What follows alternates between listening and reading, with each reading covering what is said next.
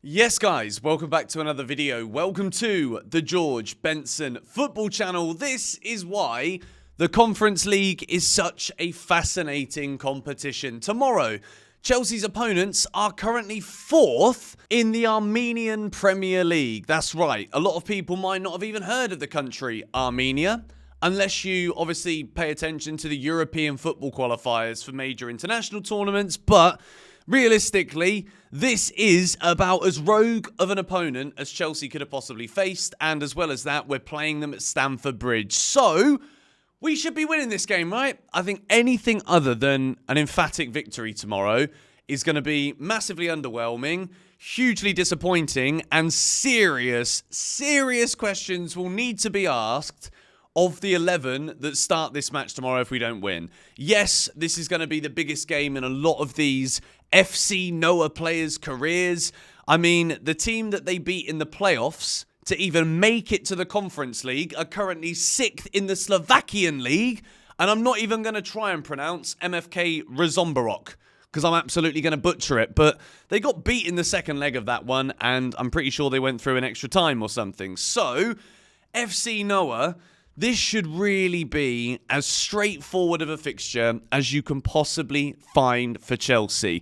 We're going to build my team. I want to talk a little bit about the latest news regarding Chelsea and player availability. I watched Enzo Maresca's press conference. The latest on Cole Palmer, who of course isn't even in the squads for the European games anyway because he's being rested. I think the top players want to play in all of the matches. I think Palmer would have wanted to come on against Newcastle last week. I think absolutely, as much as it is stat padding, these are the kind of matches that the best player in the world is like, let me just, give me a chance for a hat-trick, please. But Cole Palmer, after that horrific tackle from Martinez, which of course isn't considered a horrific tackle based on refereeing standards in English football, Cole Palmer hasn't trained for the last 2 days. So big question marks for the game against Arsenal. As well as that, Jadon Sancho is still ill. It isn't an injury. He wasn't very well. He couldn't have played against Man United anyway, but it was big breaking news that he wasn't going to be available because of a sickness or an illness. And it's the same situation for this game against FC Noah in the Conference League tomorrow night. As well as that, we're going to probably see the B team again. And going back to that match against Newcastle last week, it absolutely made it clear that Chelsea have an A team and a B team.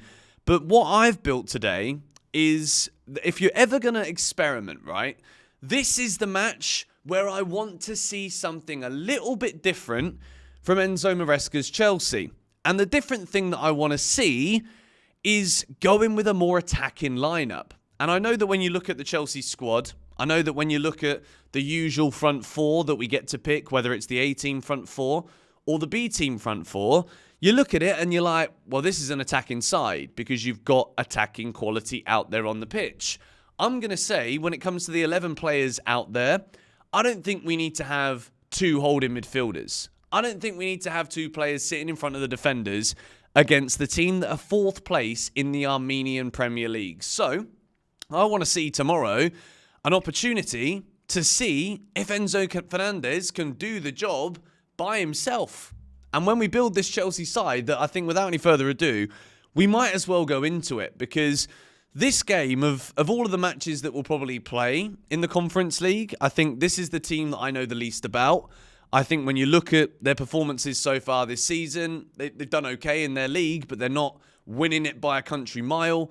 This isn't a team that are coming in with incredible form. They've had some big wins recently, but like, come on, Chelsea have been in good form. And you've got to be beating sides from Armenia. If it's England versus Armenia and England don't score 4 or 5, you're questioning what the manager's done, or you're questioning why people have even bothered to pay to go. So for this game, we've got to run them absolutely ragged. We've got to blow them away. And we begin with the goalkeeper, Philip Jorgensen. For him tomorrow, it's about keeping a clean sheet. I'm not going to say that FC Noah are the worst team that has ever played football in the world, because they're not. They're clearly not. They're in the European competition, and there probably will be a chance or two. And Jorgensen, as much as he might not have a lot to do, Chelsea will undoubtedly dominate the ball, have the majority of the chances. You've just got to keep yourself awake. You've got to keep yourself ready, and it's about being sure that when the ball does come into your territory, you're ready to absolutely grab it and take it away. We move into a back four. And as much as I don't want to see Disasi and Badiashile in my Chelsea 11s, this is the B team. This is FC Noah. We're going to see it. It's going to be Disasi, Tosin, Badiashile, with Renato Veiga as the left back. What we've seen in some of these B team games so far has been experimental from Enzo Maresca, but he's been playing Renato Veiga in the midfield. We saw Marc Cucurella as the left back last week, with Veiga kind of being that inverted but right side midfielder. It didn't work. It was a catastrophe. But I think Veiga is a really solid player. I'm looking forward to seeing him play. And when it comes to this back four, I don't really think there's much that we can see in a fixture like this that is going to start playing some of these players into Enzo Maresca's first team plans. In the last match that we saw in this competition, Panathinaikos, we saw Badiashile put in a really good performance. He was good at inviting the pressure. And because of the quality of the opposition, it was as simple as, well, just wait until they come and then you can make that brilliant pass between the lines. I need to see that again. I need to see consistency. Axel Disasi, look, at the moment, the talk has been Chelsea might sell Badiashile. Fabrizio Romano said there's no plan from the club to sell Badiashile. I'm sure when the January transfer window nears ever closer or draws ever closer, I think Chelsea will be in the market potentially for a centre-back. Maybe, if we're really serious this season. Maybe then Badiashile does leave the club. But I think Disasi is as much as Badiashile, if not maybe even more. I think Disasi's place in this squad is incredibly questionable. I really don't see the quality, which meant we invested 40 million. Please show me something a bit different. Go on one of those mazy runs. Have a dig from 40 yards if you want. Jump in the crowd like you did at Crystal Palace to win us over again. That's kind of what we need. Now, 4-1-4-1 is the formation that I've gone with, and there's no reason why Enzo Fernandez cannot do this by himself tomorrow. And if you say, oh, what? No, no. Enzo Fernandez against FC Noah should be able to put in a masterclass tomorrow. He's got Renato Veiga that can step up and help him so that we move to a back three with Badiashile being on the left, Disasi, Tosin. It makes complete sense. That's what I want to see tomorrow. Enzo there by himself. Moving into the midfield four, I'm going to say, because you've got two natural wingers and now we have got two number 10s or two 8s, depending on how much defending we have to do. But it's realistically going to be two number 10s. Chelsea going to be queuing up on the edge of the area. Who's going to fill their boots? And it's between these guys. Noni Madueke is my right winger. This is where it gets a bit interesting because, to be quite honest, for the Arsenal game at the weekend, if Jadon Sancho is fit, I want Sancho in there.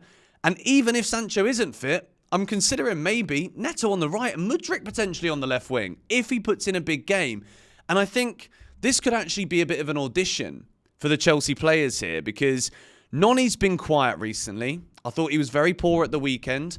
Mudryk, I think, has been good, but also at the weekend didn't really do a lot when he came on. And then you've got Joao Felix and Christopher Nkunku as those two number 10s behind the striker. And you might be surprised by who we've got as the striker, but this is a real chance. Maresca in that press conference that we just saw, Maresca is talking about these players knowing that right now it's difficult to fit them in the side. Right now it's difficult because the way that we're structurally setting up means that we can't just throw all of these attackers out there every single week to give them minutes. And he said he feels ashamed for them. I don't know if that's necessarily the right word. I might have misquoted that also. But that's what I heard Maresca say. And I think at this point in time, when Nkunku and Felix have had their moments, Nkunku, yes, he scored a load of goals in these competitions. Yes, he was the best player, top scorer in pre-season. But between the two of them, right now it makes sense as to why they're not starting games. But the big question marks for Maresca is when matches are there to be won, when games are there for the taking. Newcastle last week, we needed to give something. We gave nothing. Man United, it was there. And you need to be able to bring these players on. And if that is the case, that a lot of the question marks that Maresca puts on these players is, well, do they technically fit within the system, the way that we want to play, the way that we expect the opposition to play? In a game like this one, it's simply about let's just go out there and give the crowd something to really get behind.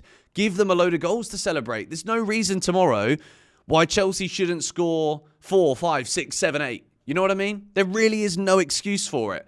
And then the striker, Mark Guiu, he's in the squad this season. We didn't send him out on loan. If you're not going to play him in this game, you should have sent him out on loan and you wasted the guy's time. You wasted the bloke's time. I think there's only so much that can be said for being a player that is young and learning just by simply training and maybe sitting on the bench if the numbers allow. I think Mark Guiu, as much as he's looked pretty much like he should have been loaned, absolutely. There was a lot of bright sparks in pre-season. I think in pre-season when everyone's a bit rusty, when someone is really just running and going for it, it stands out. I think the reality is the quality isn't quite there. But this is a game tomorrow where he can get his first goal. And I think for a striker that's obviously given everything, who's obviously incredibly excited to be a Chelsea player, when you've got Madueke, Mudryk, Felix, Nkunku behind you, there's no reason why we can't give this guy his first goal tomorrow. So that's the team that I would love to see. Let me know what you would like to see in the comments down below. This is obviously a mixture of what I'd like to see and what I also think, bearing in mind we've got Arsenal at the weekend, but Noni was I wasn't impressed with him at all at the weekend, and I think you've got to, in the big games where there is a clear defining difference between Arsenal and Noah. Arsenal is a massive game. Obviously, any game you play for Chelsea is big, but like Noah's not as big. So Noni, go out there, get a couple of goals, get your confidence. I'm really expecting a big win here.